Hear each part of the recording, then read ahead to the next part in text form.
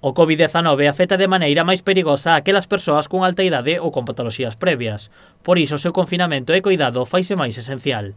Nesta situación atópase Jorge Castro, un veciño de Ribadumia afectado de neurosarcoidosis. É unha enfermedade autoinmune que afecta a todos os órganos do corpo, a vista, o oído, o pulmón, a musculatura, a todo. Entonces, o único tratamento que hai para ela hoxe en día son os corticoides, que son os que lle baixan a inflamación.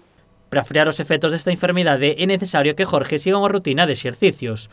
Por iso, todos os días desprázase ao xinasio de Vilagarcía. Pois fai 5 anos que levamos indo a Vilagarcía ao ginasio, compaginando cun día de xinasio e outro de piscina, onde Jorge facía os seus exercicios de rehabilitación e íbanlle estupendamente.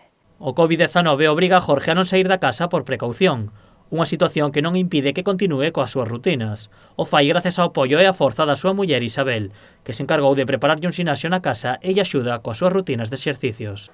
Pois as rutinas agora na casa todo, porque eu hasta que falei coa médica súa por teléfono, que me recomendou non salir da casa, pois salir a 3 veces, e agora a rutina facémolo na casa, dentro das nosas posibilidades, con algún material que comprei para facer xinasia, e así, dando uns paseos por fora para coller un pouco aire, pero solo hasta o portal, do portal para fora noso non salimos.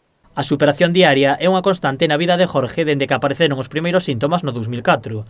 Primeiro perdeu a vista temporalmente, logo a audición nun oído e os problemas continuaron ata que un día non podía moverse e tivo que ser trasladado a Montecelo. E nada, ali estuvemos 27 días ingresados, Jorge un cambio tremendo físico, colleu un montón de quilos, cando saleu dali pesaba 122 quilos. Era un tremendo tratamento de corticoides por vena cada día, 8 horas.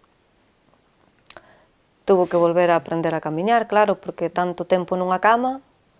E bueno, despois, ao chegar á casa, fomos convivindo pouco a pouco con este cambio tan drástico na vida. Todo este esforzo e traballo diario conta coa axuda de diferentes administracións e organizacións. Dende aquí quería agradecer ao Concello de Ribadumia, a Protección Civil, que nestes momentos me están axudando moito con respecto ao benestar de Jorge.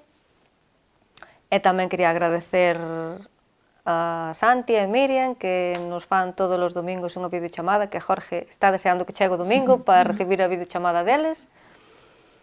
E claro, os seus especialistas que me chaman a miúdo para preguntarme como se atopa Jorge. Dende aquí, moitísimas gracias ao Concello, a Protección Civil sobre todo, recalcar neso. Jorge bota de menos ir ao ximnasio, pero entende que ata que non sexa seguro sair ás rúas non o fará.